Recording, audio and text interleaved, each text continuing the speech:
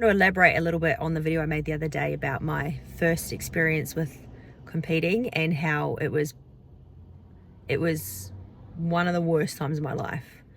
And I've already had a few people private message me and say that they really resonated with that video, or that they got a lot out of it. And I want to elaborate on that because I did talk about how the first time I competed, it was certainly not the healthy way. And I've done it many times since and feel really healthy.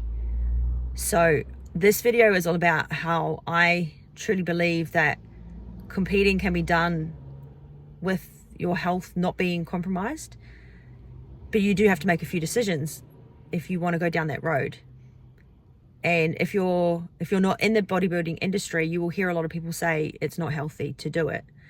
But I think that's generalizing, and there's a lot of people that do it very unhealthily, whether that's calories too low, too much training. What other people do is totally their choice. And at the end of the day, every sport will include some sort of compromising your health. Even if you're just, I don't know, if you're running around on a soccer pitch, you could end up with knee problems. If you run around on a netball court, you can end up with ankle problems. I think every sport has some element of affecting your overall general health or your physical health. So bodybuilding's the same. You will probably end up with some injury at some point, even if you're really careful. But if I use the general term, you can see, if you watch that previous video, that I certainly sacrificed my health the first time I went through it because my calories were way too low. So my metabolism would have been shot after that. So it took a lot of time to go through the recovery process. But the markers that I use to make sure going forward that never happens again is, well, first of all, I talked about how I worked out I was able to eat a lot more calories and still get lean. And that just comes back to a little bit of trial and error. You have to be willing to do the trial and error with, just eating a set amount of food for a certain amount of time and measuring the result. And then increasing the amount of food you're eating, measuring the result, that sort of thing. And it's also just decisions like, are you going to bed earlier? All the things that you need to do to grow muscle are actually healthy things. So if you're a bodybuilder, then really the process of building your body is healthy. Lift weights, eat lots of healthy food, go to sleep early, abstain from alcohol. Living the bodybuilding lifestyle is actually healthy. I'm not into the bulking and cutting thing. I don't think that that's helpful at all. I just think that bulking is an excuse to just eat rubbish, and eating rubbish doesn't help you build muscle. So if you're just aiming to stay in good shape all year round and be within a few kilos of your stage weight, that's healthy as well. And obviously your body needs some body fat because it protects your organs, but it doesn't need a lot. So any more fat than what is needed to protect your organs is unnecessary body fat. It's not needed for anything. And if anything, then it starts actually strangling your organs. So it's actually unhealthy to have excess body fat. So you could say that the bulking thing could be unhealthy. But you can put muscle on even when you're staying lean. So I'm not talking about stage lean. I'm talking about, staying within 5 kilos of your stage weight. But I'm kind of digressing now. But I think if you live a healthy lifestyle all the time, what happens then is your insulin starts to work quite well, which is the hormone that, shuttles nutrients around your body. Then when it's time to get ready for a show, you can start like the comp prep or the contest phase a little bit later. And you don't have to do a lot to get the fat off because you've got such a high metabolic rate. So just tidying up your diet a little bit will make the fat come off. So it's like being like this all year round rather than that. I think that's much healthier. Not doing a huge amount of cardio as well. I just think some is good because a little bit of cardio is a stimulus. But you have to treat yourself like a science experiment. So you have to know how much training is right for you, how much cardio is right for you, how much food is right for you. And that's trial and error. And that is actually tracking what you're doing accurately. Most people don't want to track what they're doing. They just want to be told what to do. But if you track what you're doing, it's really powerful. Monotonous to do, but so powerful because you will figure out what works for you and what doesn't. And that all builds a process around being able to get in shape without doing anything that doesn't need to be done. So it's like doing the least amount of work for the most potent result. And that just takes a lot of time to figure out. And things change all the time too. We're always getting older. So as we get older, things change as well.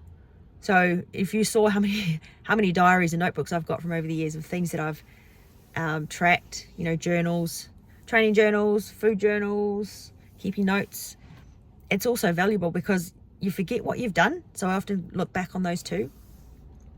So I think the main markers are, for me personally, I always try to stay within 5 kgs of my stage weight. That's average though, because if you're taking creatine, things change pretty quickly. I can put on 3 kilos on the scale just when I'm cycling creatine. So give or take 5 kilos. Making sure I'm hydrated, training consistently, but not so high volume. Because I look at this too, I always look at the longevity in it. So I don't want to do any reps that are not necessary. I only want to do the reps that are going to help me build muscle. So I could do more training, but that would mean more wear and tear on my joints. And I want to be able to train forever. So I only want to do the training that's actually going to give me the result. So stripping it right back to, progressive overload. And then it's just, I don't drink alcohol, but that's kind of because I just don't like the taste of it. Don't care about getting drunk. So for some people, not drinking alcohol might feel like a sacrifice, whereas for me, it doesn't feel like a sacrifice because I don't actually want it. The stuff that you're removing, if it feels like a sacrifice, it just means it's something that you want. But what I find too is over time, as you start embedding these new habits in your life, like training, progressive overload, food prep, trying to go to bed earlier, get better quality sleep, you start wanting more of it because it starts to make you feel good. And when you feel good, you want more of the thing that makes you feel good. So over time, it just becomes that thing you do. It doesn't really feel like a sacrifice anymore or like you're working hard for it. So when you get to that point, then you can start adding in something new. And I think this is where a lot of competitors struggle because they might be able to work really hard in the last few months before a show, but they're off season, they kind of let everything just go to shit rather than looking at it the other way around. Try and be really diligent in your off season so that there's not much work to do when it's time to get ready for a show. To me, that's healthy as well. So if you haven't decided what shows you're doing, that could be part of it too, is just make a decision on when you're going to compete so you can reverse engineer from that and work out what you're going to do in your off season as well. That way you can work on your health, because if you feel like you're cramming in the last few months before a show, like you haven't been training consistently, or you've been eating far too many off meals, you haven't been food prepping regularly, whatever, get that stuff nailed in your off season, because your body will start to respond to that straight away, and then you're going to be in a much better position when you do start your contest prep. So I think there's a lot of things that you can do to make your contest prep part actually easy. It just depends what you were doing in your off season. So it's like a compounding effect, I think. And I'm not saying you need to be perfect in your off season. Like you can still skip a workout here or go to have a restaurant meal there, whatever, but within reason. So again, tracking what you're doing and seeing how often can I go out and have a restaurant meal and still stay in decent shape, still be within 5 kgs of my comp weight. And then it's good too, because if you're staying kind of lean, then when you look at your own body shape, you can be more specific with the training programs that you design, because you can see which muscles need more development. Like I did my chicken videos yesterday, and I can see that my left rear adductor is still not activating as well as my right. And I'm not super lean right now, but I'm lean enough that you can see it. So that means I need to get back to doing my physio exercises and work on that rear adductor again. So when I do get physically leaner, the imbalance isn't as obvious. So that's another benefit of being lean in rough season. So I truly believe that you can be a bodybuilder or a competitor and be healthy, but it really comes back to setting yourself up for a system all year round and not just in the last few months before a show. So maybe if you have a coach, sit down with your coach and map out your comps for the next 2 years even, where you're going to have your off seasons, where you're going to have your on seasons, your contest preps. So in your head, you know what you're working towards, and that might help you get a little bit more consistent in your off season too. That's how I've always done it for myself, is I always have a rough idea in my head when I'm going to compete again, so I can work backwards from that, and it gives me a reason to stay in shape, because I don't want to get 3 months down to that 3 months before a show and feel like I'm cramming, that I've got that I have to like kind of catch up on where I should be. And I just think that's a much healthier approach, physically and mentally, because then you're kind of relaxed, you can take it one step at a time.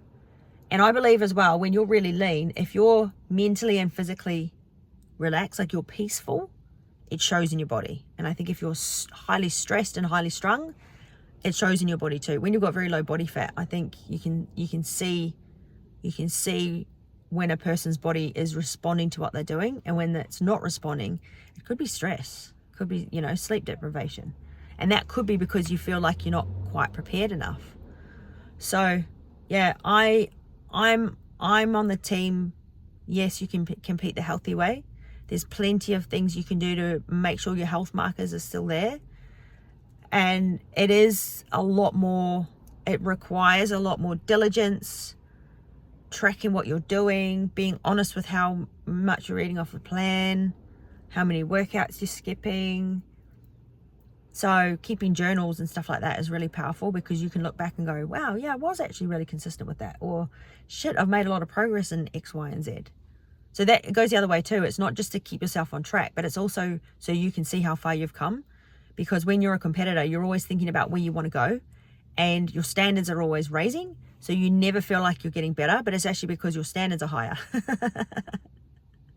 So I think keeping your mental health in check is just as important as your physical health.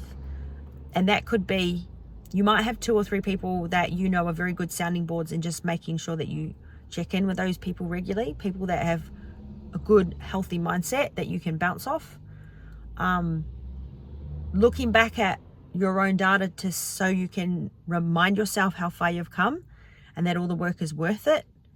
Having a hobby as well, so not being obsessive about your health and fitness, I think is also part of how you stay healthy. Having something that you enjoy doing that's got nothing to do with health and fitness. Maybe a hobby, maybe something you like doing around the house. I know a lot of people like doing things like puzzles or sewing. Having something that is still good for your brain exercise, but has got nothing to do with, you know, wanting to look better. Although I don't think there's anything wrong with wanting to look better, as long as you don't sacrifice your health in the process. That's my take on it anyway. So mental health, keeping your mental health in check is important as well. So I think that's a very good, well-rounded athlete is someone who prioritizes their physical health, their mental health, and even their spiritual health, if you are that way inclined. So yeah, it's possible to keep your health when you're competing, but you can see there's a lot of working parts to that.